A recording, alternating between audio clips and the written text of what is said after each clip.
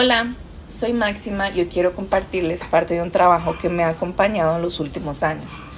Una investigación sobre ética ambiental y políticas públicas en torno a la ganadería vacuna en Costa Rica. Aunque el enfoque es local, lo que pasa en Costa Rica refleja una tensión que atraviesa casi todo el planeta. La contradicción entre el discurso ecológico y las prácticas productivas reales. Costa Rica se presenta como un país verde, con fama mundial por su conservación. Pero según datos del Ministerio de Ambiente y del IPCC, la ganadería vacuna genera entre el 80 y el 95% de emisiones del CO2 del sector agropecuario y ocupa entre el 36 y el 40% del suelo nacional.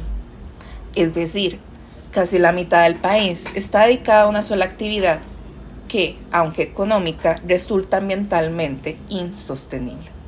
Y lo interesante y también lo doloroso es que muchas de las políticas que buscan solucionar el problema terminan reproduciendo la misma lógica que la causa.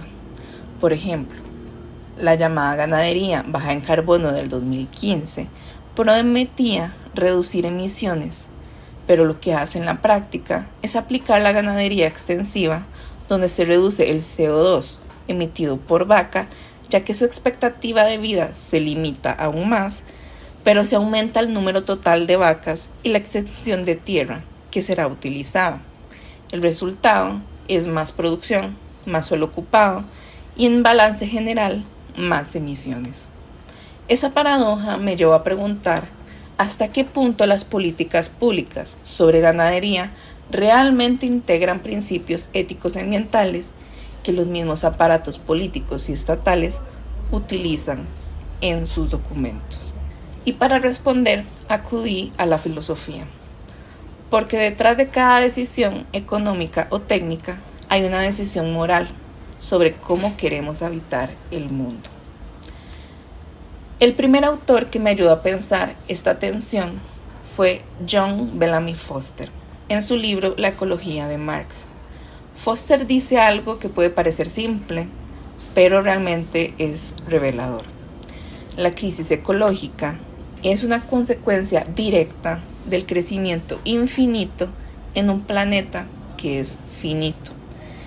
Y ahí está el corazón del problema.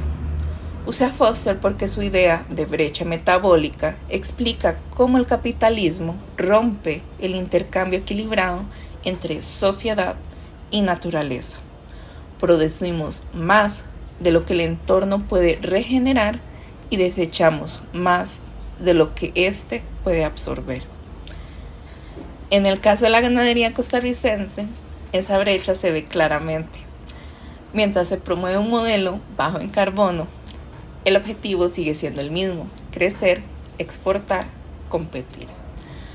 Foster nos recuerda que no hay sostenibilidad posible dentro de un sistema que depende del crecimiento perpetuo. Su pensamiento me ayudó a entender que no se trata solo de cambiar las tecnologías, sino de cuestionar los fundamentos del modelo productivo. Desde otra perspectiva, el filósofo Hans Jonas propone un principio ético que debería guiar toda acción política: el principio de responsabilidad hacia el futuro. Dicho autor, en 1979, escribe: actúa de tal modo que los efectos de tu acción sean compatibles con la permanencia de una vida auténticamente humana en la Tierra. Jonas parte de una constatación sencilla, pero urgente. El poder técnico del ser humano es tan grande que ahora tiene la capacidad de destruir la base misma de la vida.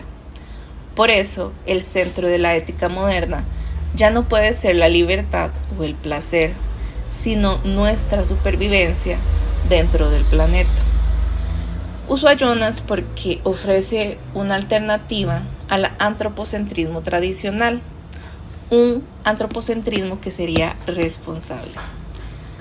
Es decir, el ser humano sigue siendo central, pero no como un dueño del mundo, sino como un cuidador de su continuidad.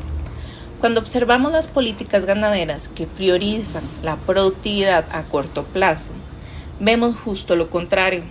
Se actúa pensando en la rentabilidad inmediata sin prever los daños irreversibles que quedan en el suelo, el agua o el clima. Jonas nos recuerda que el principio de responsabilidad debe servir ante todo para frenar, proteger y preservar. Y ese freno no es un atraso, es prudencia ecológica, es una forma de cuidar este futuro. Luego, la teórica australiana Robin Eckersley me permitió pensar el aspecto político de esta discusión. En ecología y teoría política, ella plantea una democracia ecológica, es decir, una democracia que requiere configurar las instituciones políticas para dar voz a la naturaleza y a quienes habitan en ella. Eckersley propone que la verdadera sostenibilidad no se logra solo con tecnología, sino con una verdadera participación. Las decisiones ambientales deben tomarse con las comunidades que viven con los impactos y no desde oficinas en la capital ni desde organismos internacionales. Uso a Eckersley porque su propuesta rompe con la idea de que la naturaleza es un objeto de gestión. Ella nos invita a verla como un sujeto político con derecho a ser representado, y eso implica ampliar nuestra noción de democracia, incluir a los animales, los ecosistemas y a generaciones futuras en estas decisiones. En Costa Rica, como en muchos países, las políticas ganaderas siguen siendo verticales y tecnocráticas, lo que refleja fuera de los saberes locales y los vínculos afectivos con el territorio. Esa exclusión es también una forma de violencia ecológica.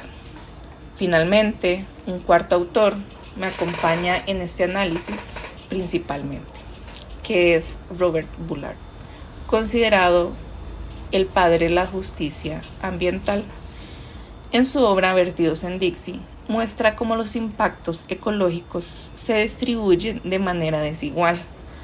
Los impactos ambientales se distribuyen de forma desigual, afectando más a las comunidades vulnerables. Bullard estudió casos en Estados Unidos, pero su diagnóstico resuena perfectamente para el caso latinoamericano. La degradación ambiental casi siempre golpea más fuerte a quienes tienen menos recursos para defenderse: comunidades rurales, pueblos indígenas, mujeres y personas empobrecidas. Uso a Bullard porque su mirada aterriza la ética ambiental en la realidad social. En Costa Rica, las zonas más afectadas por la expansión ganadera, como Guanacaste o la región Huetar Norte, son también las más pobres y las que enfrentan más escasez de agua. Así, la ganadería no solo produce emisiones de CO2, sino también una desigualdad ecológica. Mientras algunos acumulan ganancias, otros cargan con los costos ambientales. Estos cuatro pensadores, Foster, Jonas, Eckersley y Bullard, me permitieron ver el problema desde distintos ángulos. Foster nos muestra los límites del crecimiento. Jonas, la responsabilidad moral ante el futuro. Eckersley, la necesidad de una política ecológica participativa. Y Bullard, la dimensión social de la justicia ambiental. En conjunto revelan que la crisis ambiental no es solo técnica, sino moral, política y sobre todo estructural. Porque no se trata solo de emitir menos CO2, sino de preguntarnos qué tipo de relación queremos sostener con la Tierra y con los otros seres que la habitan. Por eso, más que hablar de desarrollo sostenible, quizá deberíamos hablar, como sugiere Foster, de reproducción sostenible de la vida, un modo de producir y convivir que respete los límites biofísicos y emocionales del planeta. En el fondo, pensar la ganadería no es pensar en vacas, sino pensar el modelo del mundo en el que estamos habitados. En este sentido, la filosofía puede ser más que una forma de resistencia, sino una manera de recuperar la sensatez en medio de un sistema que confunde bienestar con productividad. Como dice Hans Jonas, la humanidad debe ser la guardiana de la naturaleza si quiere seguir habitando en ella. Y ese, creo, es el verdadero desafío ético de nuestro tiempo. Muchas gracias. Te invito a que le des like, compartas y estés anuente a próximas publicaciones.